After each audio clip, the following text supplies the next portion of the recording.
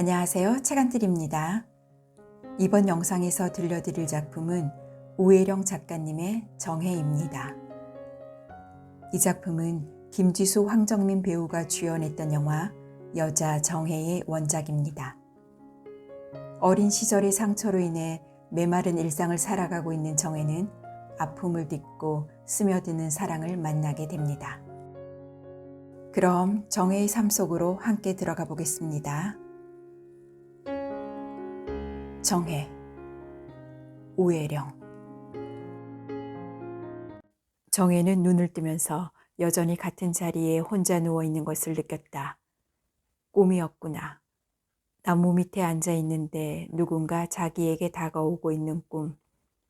그 사람의 그림자는 힘이 있다. 어제 우체국에 편지를 붙이러 와서 정해의 회색 스웨터 빛깔이 좋다고 말하던 그 남자 같기도 했다. 천정을 쳐다보며 그녀는 자신의 몸을 무감각하게 만져보았다. 오늘 하루는 더욱 지루하고 길어질 것 같은 생각이 들었다. 일요일은 아침부터 일어나서 서둘러 샤워를 하고 매무실을 가다듬지 않아도 되기 때문이었다. 그녀는 그대로 누워서 움직이고 싶지 않았다. 손이 내려가 아랫배에 서머졌다. 방광이 가득 차 있는 압박감이 느껴졌다. 정해는 이불을 제치고 침대 아래 희고 갸름한 두 발을 내려놓았다. 어째 쓸데없는 건 예쁘게 태어났을꼬. 혀를 차던 어머니의 탄식 소리가 떠올랐다. 정해는 세수를 한 후 기계적으로 저울에 올라섰다. 바늘은 정확히 43kg을 가리켰다. 맛없고 단조로운 식사와 생활의 건조함 때문에 그녀의 몸무게는 거의 오차 없이 한결같았다. 그녀는 서둘러 커피물을 끓이고 발에 몸을 부비며 따라다니는 고양이에게 마른 반찬 몇 개가 담긴 납작한 그릇을 밀어주었다. 정해는 마루에 앉아 책상 다리를 하고 두 팔을 몇 번 위로 들어 올린 후 다리를 앞으로 쭉 뻗어서 그 위에 몸을 굽히는 동작을 몇 번 반복했다. 몸을 움직이고 있으면 목에까지 가득 차 있는 얼음덩어리 같은 응어리가 조금씩 잘게 부서져서 음식물처럼 장 속으로 흡수되는 것 같았다.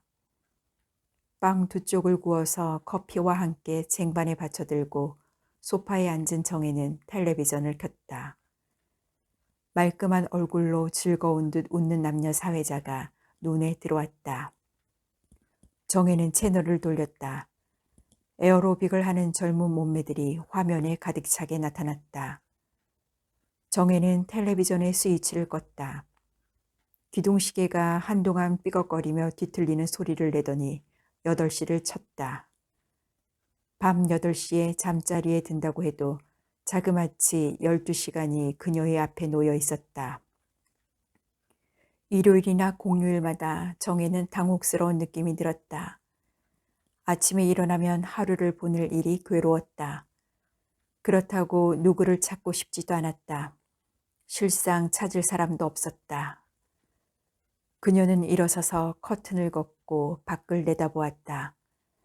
12층에서 내려다 보이는 아파트 밖의 풍경은 언제나 비슷했다. 아이들 몇이 놀이터에서 놀고 있고 그 곁에 젊은 엄마 2~3명이 앉아 있었다. 혹시 어제 왔던 그 남자가 지나가지 않을까? 정해는 주위를 훑어보았다. 그러나 지나가는 사람들은 보이지 않고 늘어선 차들만 시야에 들어왔다. 차들은 두꺼운 껍질의 딱정벌레처럼 이곳저곳에 웅크리고 있었다. 검정색, 감색, 흰색의 차들 사이로 붉은색 차 하나가 시선을 끌었다. 차의 붉은 빛이 하도 선명해서 곁에 딱정벌레들의 몸을 뚫고 흘러내린 피처럼 보였다. 가끔 사물의 붉은색은 그대로 피의 연상을 지니고 그녀의 머리로 뛰어들었다. 이제 늦여름의 뜨거움은 가셨다. 창을 통해서 불어오는 바람은 그 속에 가을을 느끼게 하는 기미가 있었다. 정해는 걸레를 들고 방을 치워나가다가 현관에 놓인 자기 구두에 시선이 멎었다. 납작한 검정 단화가 숨고 싶은 듯 왼쪽 구석에 놓여 있었다. 혼자 사는 집인데도 한가운데 당당하게 구두를 벗어놓지 못하는 것은 그녀의 오래된 버릇이었다. 정혜는 한쪽 귀퉁이에 실밥이 터져나간 구두를 들어 올려 꼼꼼하게 살펴보았다. 구두 고치는 사람에게 좀 부탁을 해야겠구나. 지난번 구두를 고치러 갔을 때 구두 고치던 늘수구레한 남자가 구두를 보면서 혼자 웃는 걸 보고 몹시 심정이 상했던 기억이 떠올랐다. 구두가 너무 낡았는데 또 고쳐달라고 했기 때문이었을 것이다. 그녀는 마음을 바꾸어 구두를 사러 나가려고 채비를 하기 시작했다. 그녀에게 있어서 구두나 옷이라는 건 자기를 가리기 위한 최소한의 필요 부품일 뿐이었다. 멋이라든가 유행은 그녀의 생각 속에 들어있지 않았다. 정혜는 그 흔한 수영장이나 볼링장에도 가본 적이 없었다. 몸의 드러냄이나 움직임은 늘 죄의 이미지로 그녀에게 다가왔다. 그녀는 될 수 있는 대로 몸을 구부리고 작게 만들어서 남의 눈에 띄지 않도록 하려고 했었다. 작고 길쭉한 방 가운데를 질러 기다란 카운터를 넣은 우체국 출장소는 그렇게 있기에 아주 적당한 곳이었다. 손님들은 소포를 들고 오기도 했고 편지며 책들을 들고 오기도 했다.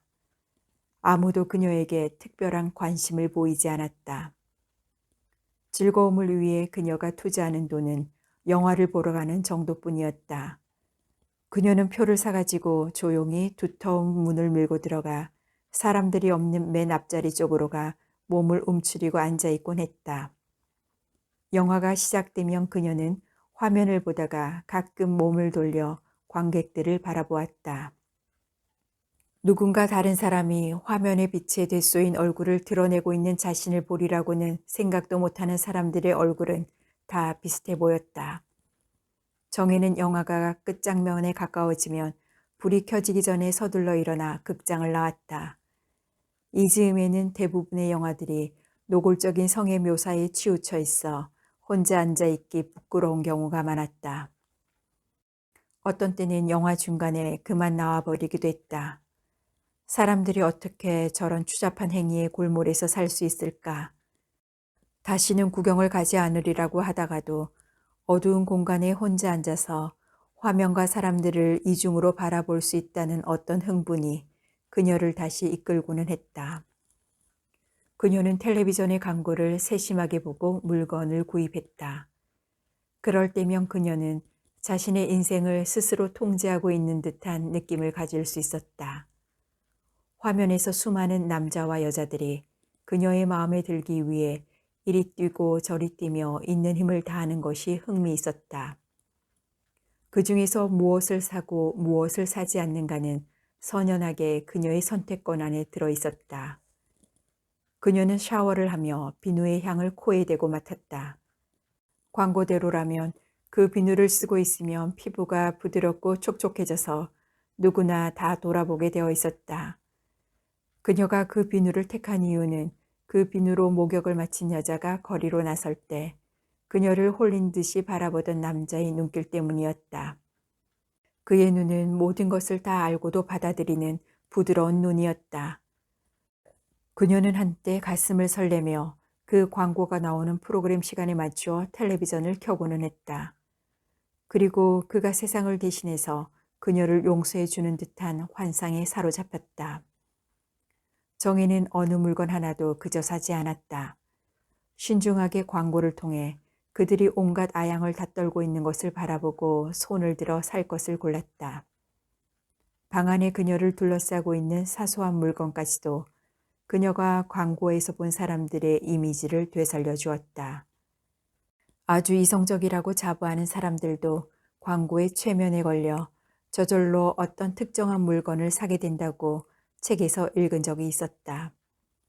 그 광고의 부박함에 눈살을 찌푸리면서도 막상 선택의 기회가 왔을 때 손이 나가도록 제일 내리에 깊이 각인된 것은 그 상표의 이름이라는 것이다. 정혜는 그런 어리석은 사람들을 닮고 싶지 않았다. 그녀는 그저 할 수 있는 범위 내에서 자기 주변과 인생을 통제하며 살아가고 싶었다. 가끔 드라마에서 보게 되는 고부간의 갈등이며 남편과의 복잡한 문제들, 자녀들의 실망스러운 행동, 이런 것들로부터 모두 자유롭다고 생각하면 그녀는 얼마든지 자신의 사는 방법에 대해서 자부심을 가질 수 있었다. 아내의 과거에 고민하는 남편 따위는 없는 것이 100번 나았다. 그렇게 생각하려고 애를 쓰면서도 그녀의 마음은 늘 쓸쓸했다. 정혜는 나이 들어가면서 남자들에게 평가받을 것이 두려워 얼굴 붉히는 일이 조금 줄어들었다. 손님들은 우표를 내어주는 손이나 우표값이 얼마라고 얘기하는 가라앉은 목소리로만 그녀를 파악했다. 어머니가 세상을 뜬 후 재혼한 아버지는 그녀를 볼 때마다 짐스러운 표정을 지었다. 위축되고 우울한 딸은 성공을 자부하는 그에게 몹시 거추장스러웠을 것이었다. 대학을 중퇴하고 간헐적으로 정신과 치료를 받던 정혜는 억지로 짜맞춘 결혼에 실패하고 집으로 돌아왔다. 1년 후 하급 공무원 시험에 합격한 정혜가 집을 나가겠다고 했을 때 아버지는 만류하는 듯 하다가 작은 임대 아파트 하나를 사주고 그녀에게서 손을 떼어버렸다. 새 어머니에게서 태어난 아들 둘의 얼굴 윤곽도 희미할 정도로 그들과는 거의 연락이 끊겨 있는 상태였다. 정혜는 부모의 애틋한 마음이라는 것을 믿지 않았다. 인간의 따뜻한 사랑이라던가 하는 것은 더구나 믿지 않았다. 정혜가 사춘기부터 겪어온 여러 가지 사건들이 그녀를 그렇게 만들었다. 친척들이 들고 나오던 형평이 기울어진 혼담이며 사은품이 붙은 물건처럼 자기를 뜯어보던 남자들의 칙칙한 눈길 앞에서 그녀는 고통스러워했다. 집을 떠나고 싶은 일념에서 겨우 성사된 결혼식이 끝나고 신혼여행을 떠난 첫날, 잠자리에서 두려움에 떨며 물러서려고 들던 그녀에게 던져진 신랑의 말은 모멸감에 차 있었다. 야, 무슨 요주 숙녀티를 내는 거냐? 처녀도 아닌 게. 다 알고 있어. 정혜는 자신의 욕구만 채운 후 코를 골며 잠든 신랑을 두고 새벽에 혼자 서울로 올라왔다. 그리고 다시 그에게 돌아가지 않았다. 남자는 정신병이 있는 딸을 사기로 결혼시켰다고 그녀가 드나든 정신병원의 이름을 들먹이며 아버지를 위협한 모양이었다. 그는 아마도 상당한 돈을 받아지고 그녀를 단념했던 것 같다. 오히려 속으로는 그 이득을 더 반겼는지도 모른다. 그 이후로 정혜는 남자들이 전보다 더 무서웠다. 아무에게도 신세지지 않고 아무에게도 이용당하지 않고. 이것이 그녀의 좌우명이었다. 그녀는 기계처럼 정시에 출근하고 정시에 퇴근했다. 우체국 출장소에서 일하기는 편했다. 누구에게 잘 보이려고 애쓰지 않아도 된다는 점이 그녀의 마음에 들었다. 그녀는 같은 출장소에 근무하는 미스 이미 어머, 어떻게 이렇게 혼자 사세요? 외롭지 않으세요? 하고 엉뚱한 소리를 해서 기분을 상하게 한 뒤에는 될 수 있는 대로 아무도 자기 집에 들여놓지 않았다. 그렇게 하는데 힘이 들 것도 없었다. 사람들은 집에 가보자고 조를 만큼 그녀에게 관심을 가지고 있지도 않았다.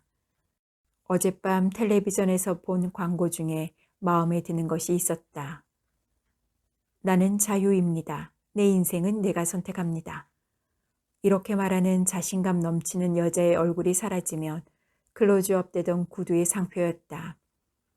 아마도 그 구두는 그녀에게 아무 곳으로나 갈 수 있는 자유를 줄지도 몰랐다.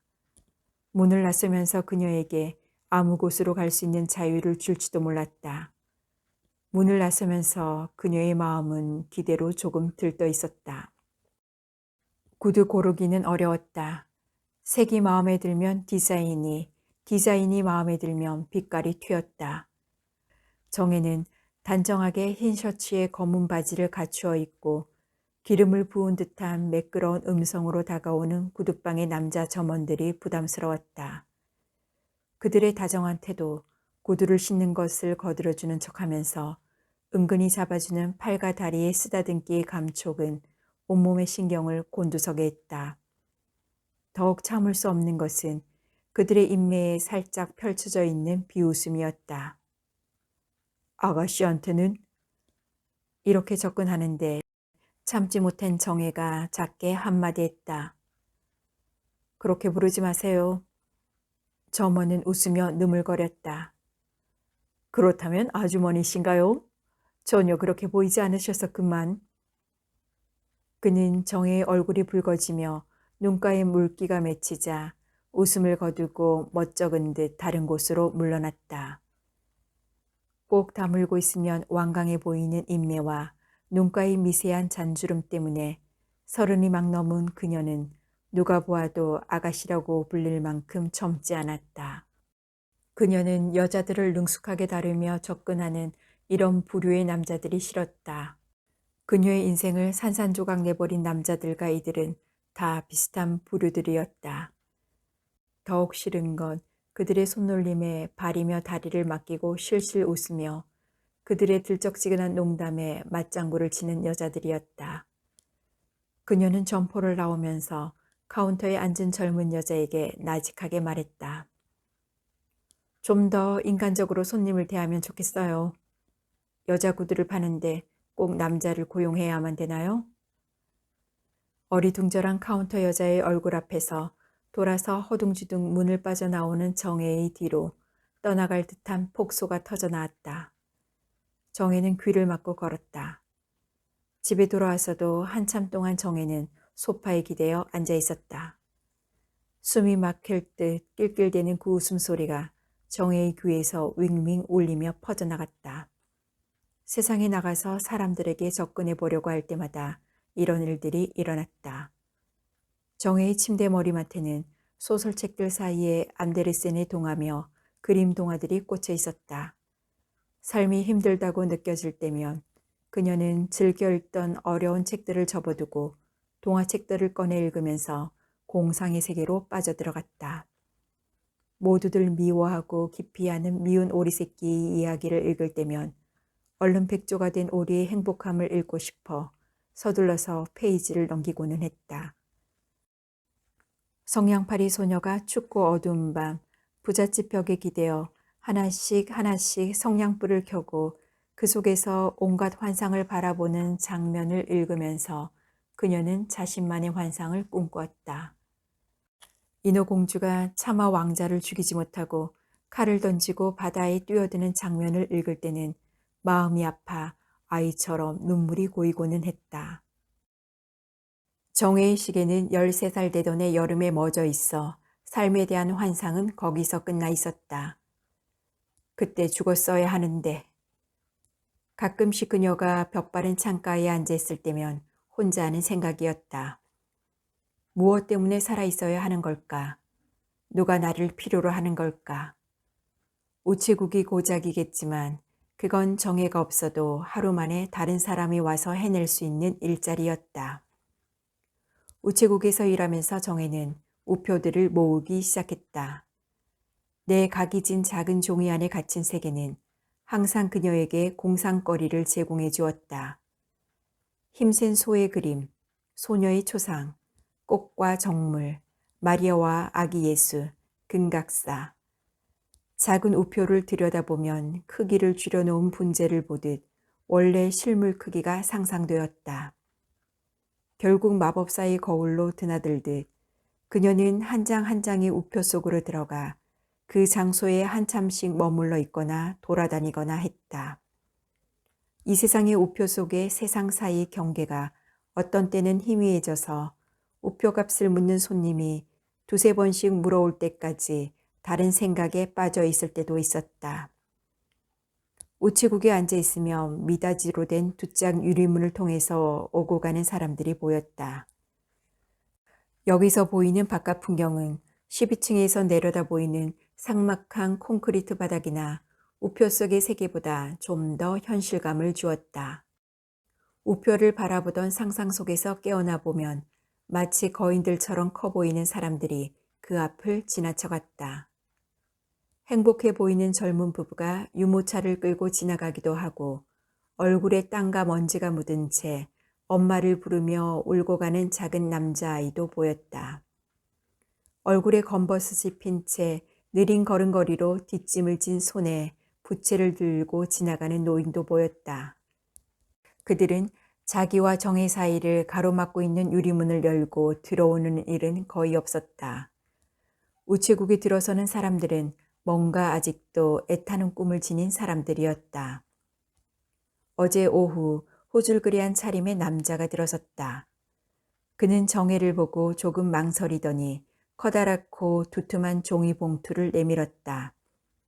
인쇄물이냐고 묻자 그는 수줍어하며 원고라고 대답했다. 정혜는 무게를 달아보고 그에게 가격을 알려주었다. 그는 등기 속달로 보내는 경우에는 얼마냐고 물었다. 이제 늦어서 속달은 되지 않고 등기는 가능하다고 정혜가 대답하자 그는 그냥 보내달라고 하며 돈을 내밀었다. 우표를 기다리는 동안 그는 정혜에게 말했다. 회색 스웨터 빛깔이 참 좋군요. 그녀는 대답 없이 가만히 그를 보았다. 그녀는 남자에게서 찬사를 들어본 일이 거의 한 번도 없었다. 그래서 뒤에 앉은 미스 임을 돌아보았다. 미스 임이 입은 옷은 회색이 아니었고 그는 정혜를 바라보고 있었다. 그의 눈에 놀리는 기색은 없었다. 집에 돌아와 정혜는 공들여 샤워를 하고 낮에 입었던 스웨터를 다시 꺼내 입었다. 스웨터의 회색빛은 이제 다른 의미를 띠고 있는 것처럼 느껴졌다. 좀 밝은색 옷을 입지 그러냐? 내가 좀 다른 집 딸들 같았으면. 회색이나 검은색 옷에 자기를 감추고 우울하게 앉은 딸을 향해 아버지가 던진 탄식이었다. 아버지는 그 사건 이후로 정혜를 부담스러워하며 마주 앉기를 피했다. 그게 어디 그 아이의 잘못이에요? 탄식을 하며 애를 끓이던 어머니는 뇌출혈로 쓰러진 후 다시 일어서지 못했다. 의식 없이 병원에 일주일을 누워있던 어머니 곁에 간이 침대에서 정혜는 쪼그리고 잤다. 임종하기 전 어머니는 손을 흔들어서 누군가를 찾는 듯 했다. 정혜는 그 손을 잡았다. 저예요, 정혜예요. 어머니는 무서운 힘으로 그녀의 손을 잡았다. 어머니 왼쪽 감긴 눈을 비집고 눈물 한 방울이 흘러나왔다. 그 눈물 한 방울이 그 후 정의 인생에 대한 예언이었다. 누군가가 자신을 바라보고 칭찬을 해준 적이 언제였던가.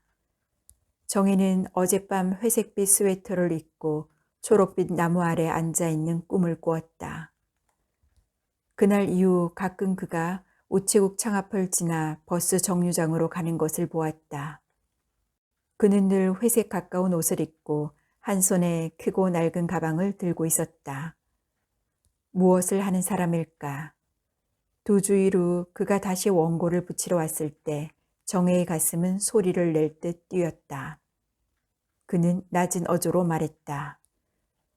혹시 우편물을 보낼 때 분실되기도 합니까? 그는 잠시 고개를 기울인 채 서 있었다. 이번에는 등기로 보내겠습니다.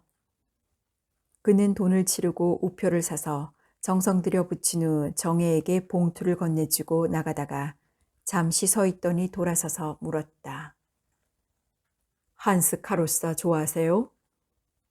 그가 들고 올 때 읽고 있던 한스 카로사의 책을 책상에 내려놓았던 정혜는 잠시 무안했다.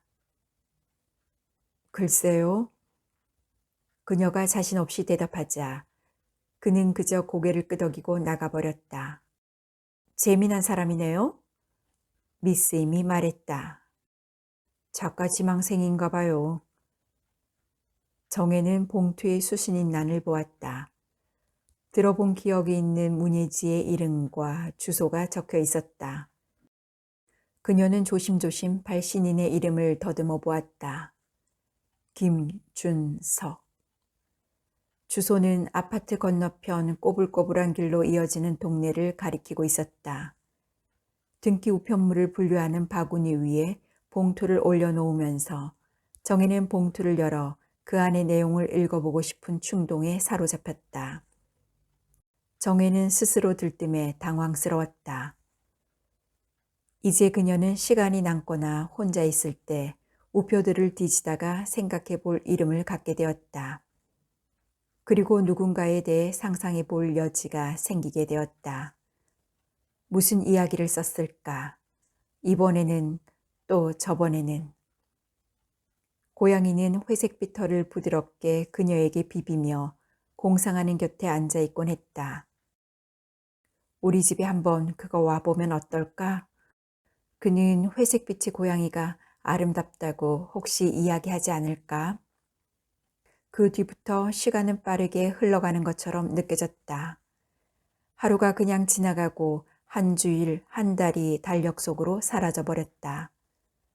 그러나 그가 오는 날을 빼놓고 일어나는 일들을 다 기억하는 것이 힘들었다. 과거가 그대로 현재의 벽을 뚫고 들어오는 일도 잦아졌다. 정혜는 13살 이전의 일들이 많이 기억나고 아이들과 함께 웃고 뛰어놀던 일이 생각났다. 전에는 13살 이전의 일들은 애써 기억하려고 들어도 떠오르지 않았었다. 정혜는 가끔 아파트 방에 혼자 앉아 12살 때 선생님 이름, 짝의 이름을 기억해냈고 앞에 앉아있던 아이의 분홍빛 물방울 무늬 리본도 생각해내었다. 그 나이의 아이들이 행복한 만큼은 그녀도 행복했었다. 그 기억은 더듬더듬 앞으로 나가다가 엄청나게 무겁고 어두운 기억 앞에 질식당하고 대낮의 작은 방은 그녀의 작은 행복의 기억들을 칼로 난도질을 내었다.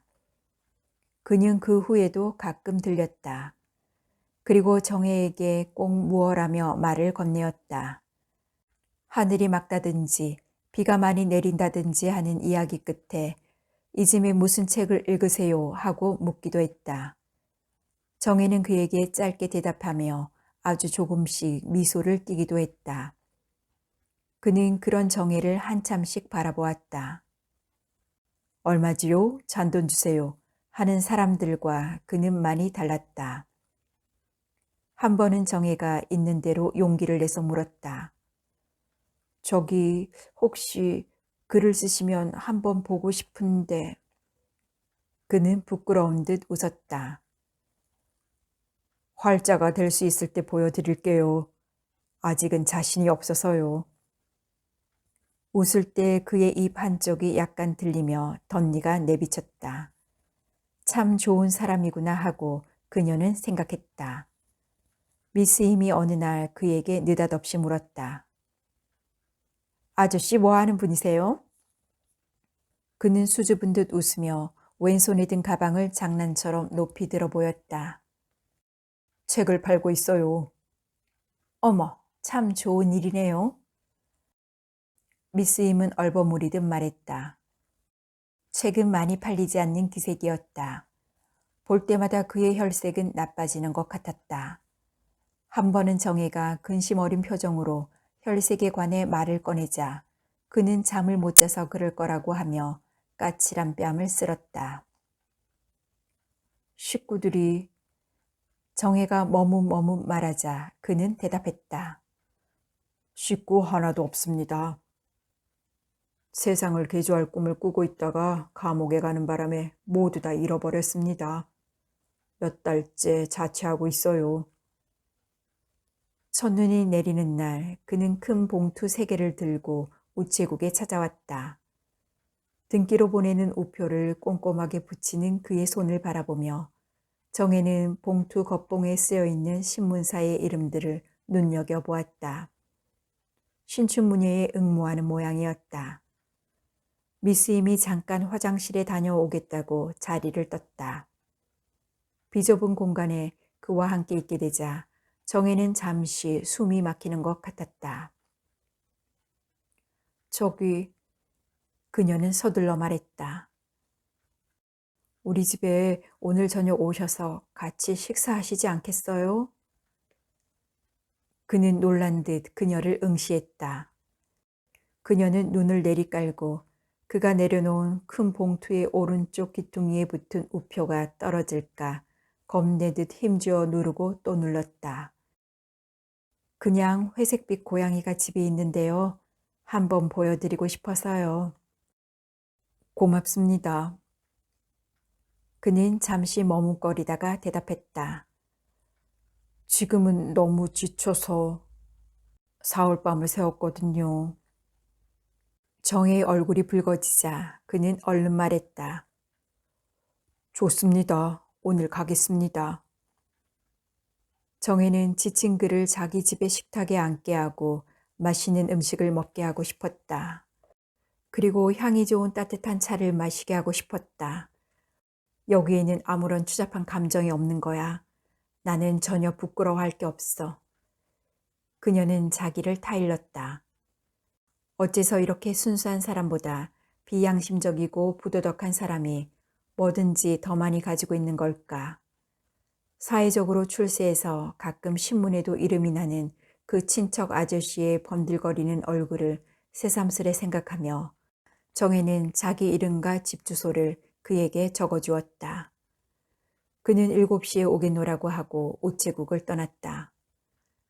정혜는 서둘러 제 시간에 일을 끝내고 집에 오는 길에 슈퍼마켓에 들려 고기와 생선, 야채를 샀다. 이렇게 여러 가지를 한꺼번에 사들기는 오래간만이었다. 고기는 양념에 굽고 생선은 물을 넣고 졸였다. 야채는 싱싱한 채 씻어 물기를 빼고 바구니에 담아 놓았다. 샐러드를 만들 참이었다. 7시가 가까워지자 정혜의 가슴은 뛰기 시작했다. 멀리 지나가는 발자국 소리가 들리거나 엘리베이터 벨이 울릴 때마다 다시 옷매무새를 다듬었다. 그러나 7시가 지나도 그는 오지 않았다. 조금 늦는 게지. 8시, 9시가 넘도록 그는 오지 않았다. 그녀는 힘없이 일어나 구운 고기를 고양이의 밥그릇에 넣었다. 그녀 자신은 아무것도 먹고 싶지 않았다. 그녀는 상보를 꺼내 식탁을 덮었다. 비참하고 절망적인 기분이 들었다. 갑자기 귓전을 울리며 구두방에서 듣던 남자들의 폭소가 들렸다.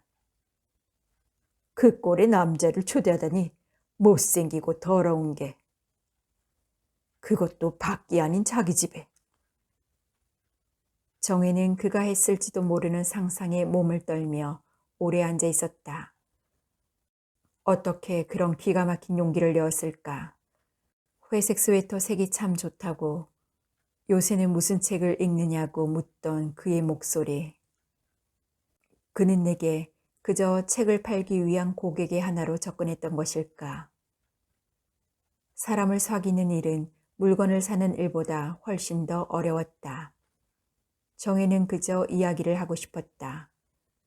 이상하게도 그는 자신을 이해해 줄 것 같았었다. 그 일이 있고 난 후 정신과 의사가 아닌 다른 남자가 괜찮아요 하고 말해주는 소리를 듣고 싶었다. 그는 정혜를 조금만 친절한 남자에게도 정신없이 다가서는 여자로 생각했을까? 그러면서도 그녀는 기다렸다. 전혀 필요 없다고 생각해 놓지 않았던 전화가 이럴 때는 있었으면 싶었다. 이렇게 비참한 기분으로 누구에게도 위로받지 못한 채 앉아있는 것이 괴로웠다.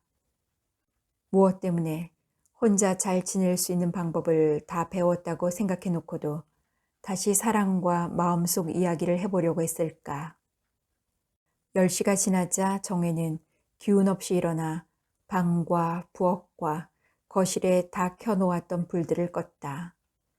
스위치를 내릴 때마다 마음속의 불도 하나씩 꺼졌다.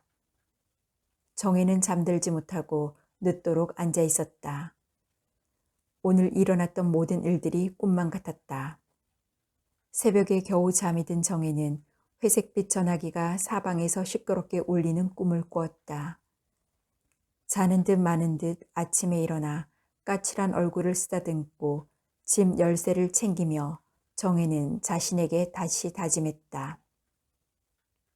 변한 건 아무것도 없어. 아무것도. 뭐가 더 나빠질 게 있는가. 길 건너 우체국 출장소 문 앞에 그가 서 있었다. 신호등을 기다리며 서 있는 동안 그와 눈이 마주쳤다. 정혜는 도망치고 싶었다. 그가 자기를 위로하기 위해 준비해 놓았을 어떤 변명도 듣기 거북했다. 그는 몇 발짝 걸어 내려와 정혜가 건너려는 횡단보도 바로 앞에 섰다. 초록빛으로 신호가 바뀌자 거의 무의식적으로 정혜는 걸음을 앞으로 내디디었다. 정말 미안하게 되었다고 그는 말했다. 1시간쯤 눈을 붙이려고 누웠다가 깨어보니까 괴종시계가 울리지 않은 채 시간이 벌써 11시가 다 되었더라는 것이었다. 서둘러서 집을 나와 아파트 12층을 올려다보았지만 어디에도 불이 켜져 있지 않아서 잠을 깨울까봐 가지 못했다고 그는 말했다. 불을 끈 채 울고 앉아 있었던 자신의 모습이 새삼 생각났다. 됐어요. 정혜는 담담하게 말했다. 그저 사정이 있으시려니 했어요. 언제 다시 찾아뵐 수 있을지요? 그의 당황한 표정에 부딪히며 정혜는 약해지려는 마음을 추슬렀다. 됐어요. 그녀는 마른 웃음을 띄어 보이며 출장소 앞으로 뒤따라온 그를 등지고 서서 말없이 열쇠를 꺼냈다. 출근하셔야지요. 잠깐 고개를 돌리고 정혜가 말하자 그는 무안한 듯 한 번 더 고개를 숙이고 멀어져 갔다. 우체국 문 밖으로 버스를 기다리고 있는 그의 모습이 희미하게 보였다. 오고 싶지 않았던 거야. 내가 여자로 자기를 대할까봐 겁났던 거야. 정혜는 걸레를 빨아 카운터와 책상에 내려앉은 먼지들을 닦아내었다. 문 옆에 걸린 작은 거울에 밤사이 몇 년은 더 늙어버린 듯한 여자의 얼굴이 보였다. 그 얼굴은 준엄하게 정혜를 타일렀다. 망상을 버릴 것. 누군가 내게 관심을 가질지도 모른다는 헛된 생각을 잊을 것. 나는 정말이지 남자가 필요했던 건 아니야. 이제 그 일은 그가 나타나지 않았기 때문에 더욱 참담한 빛을 띄우고 그녀의 기억 한가운데 남을 것이었다. 13살에 겪었던 악몽을, 대낮에 빈집에서 친척 아저씨가 옷을 벗기고 그녀에게 행했던 더러운 짓에 대해, 그때 방 밖의 골목길, 해가 쨍쨍 내리쬐는 길에서 고무줄 놀이를 하며 소녀들이 부르던 어색한 고음의 노래, 착한 아기 잠 잘 자는 베갯머리에, 그 음성이 지금도 잠이 오지 않는 밤에 그대로 떠오른다는 이야기를, 방문 열리는 소리, 어머니의 비명과 그 이후 불 꺼진 삶에 대해서. 정혜는 그 사람에게 저녁을 차려주고 차를 찻잔에 따라주며 그 이야기들을 하고 싶었다. 이제 나는 여기서 밖을 오가는 사람들을 바라보기만 하고 그 안에 끼어들 생각을 버려야 해. 12층의 창을 통해 바라보는 세상으로 그만 호기심을 잠재우는 것이 좋겠어. 인간관계는 텔레비전이나 책을 보는 것으로 좋게. 누구를 돌볼 생각은 그만두고 너 자신이나 잘 돌봐. 이제 한동안 소홀했던 광고 보기도 다시 시작해야지. 정혜는 손가락으로 문질러도 먼지 하나 묻어나지 않을 때까지 걸레를 빨아 구석구석 닦았다. 미스임이 출근하면서 호들갑스러운 소리를 내밀었다. 어머, 내가 할 일을 왜 그렇게 다 닦으세요? 걸레를 뺏어가는 그녀에게 등을 돌리고 그녀는 책상 속에 있는 우표들을 정리하기 시작했다. 작은 네모 안에 갇힌 사람의 얼굴이며 동식물의 모습, 눈 내린 산의 경치들이 그 작은 공간을 있는 대로 펼쳐내며 정혜를 위로하려고 들었다. 그는 한동안 나타나지 않았다. 그렇지 않다고 자신에게 매일 말했지만 정혜는 그를 기다리고 있었던 셈이었다. 저녁 무렵이면 그녀는 스스로에게 되뇌었다. 그는 오지 않는다. 그리고 오지 않는 것이 더 나에게 좋다. 그는 쓸데없는 감정만을 일깨워 줄 뿐이다. 크리스마스 이틀 전 눈을 잉구름이 무섭게 들이우고 습한 기운이 도시를 덮었다. 갑자기 우체국 문이 열리고 그가 들어섰다. 그는 회색 옷을 입고 있지 않아 낯설고 다른 사람처럼 보였다. 얼굴은 활기와 기쁨에 넘쳐 있었다. 보세요. 그는 밤색 외투 주머니에 손을 넣어 종이를 꺼냈다. 당선되었어요. 편지가 왔어요. 소년처럼 자신이 있는 눈빛으로 그는 우표를 만지작거리며 말없이 앉아있는 정혜를 내려다보았다. 아직도 그 초대가 유효한가요? 이 남자가 아니야. 정혜는 생각했다. 이제 그는 그녀의 이야기를 들어줄 사람이 아니었다. 이 사람은 행복한 사람들의 틈에 끼인 것처럼 보였다. 정혜는 냉정한 얼굴로 말없이 고개를 저었다. 그는 잠시 혼자 서 있다가 무엇라고 말을 하려는 기색이더니 우표를 사러 다른 사람이 들어서자 그대로 돌아서 나갔다. 그날 밤 텔레비전 뉴스는 크리스마스가 다가와 온정을 베푸는 지방 풍경 속에 그 친척 아저씨의 모습을 비춰주었다. 고아 소녀를 안고 다른 고아들에 둘러싸인 채 웃고 있는 그는 착한 산타클로스처럼 보였다. 그러나 그는 닫힌 문이 있는 작은 방에서 가엾은 고아 소녀의 옷을 벗기고 그 영혼에 독을 부어넣을 인간이었다. 다음 날 근무가 끝난 오후 그녀는 우체국 출장소에서 몇 걸음 떨어진 스포츠 센터에 들렸다. 유리 진열장 안에 접는 칼들이 나란히 놓여 있었다. 점원은 친절한 미소를 지으며 다가왔다. 선물하시게요? 아드님한테요? 정혜는 몸을 꽂고 싶었다. 아니요, 아들이 없어요. 그 점원은 약간 머쓱한 듯 했지만 곧 친절을 되찾았다. 그녀는 자기가 가게 문을 나선 뒤에 그가 큰 소리로 웃을까봐 두려워 얼른 말했다. 내가 쓰려고 해요. 아주 간단한 걸로 하나 주세요. 선물 포장을 해드릴까요? 정혜는 고개를 저었다. 집에 돌아온 정혜는 저녁 내내 온 집안을 닦았다. 혹시 집안에 남아있을 머리카락 하나, 손톱 하나라도 그녀의 혼을 붙들어 안고 있을까봐 신경이 쓰였다. 13살 이후 그녀에게 가장 두려운 말은 더럽다는 표현이었다. 정혜는 잠들기 전에 목욕을 하고 공들여 머리를 감았다.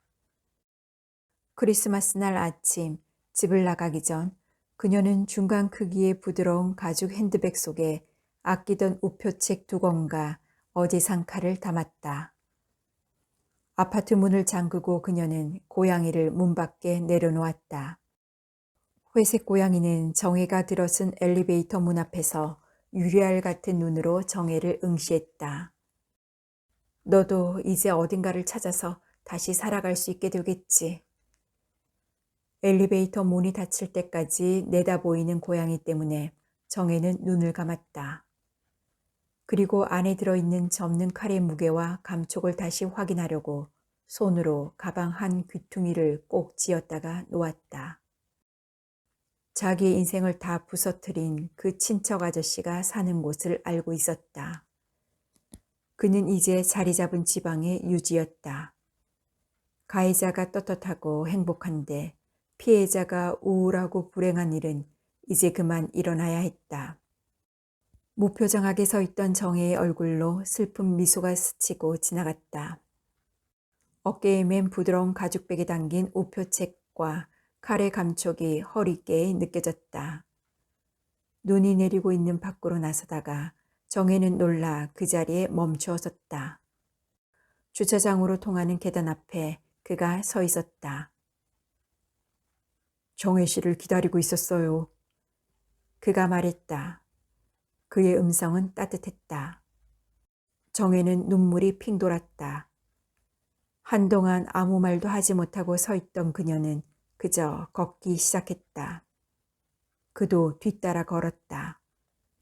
눈은 그치지 않고 내려 걸어가는 두 사람의 모습을 덮었다.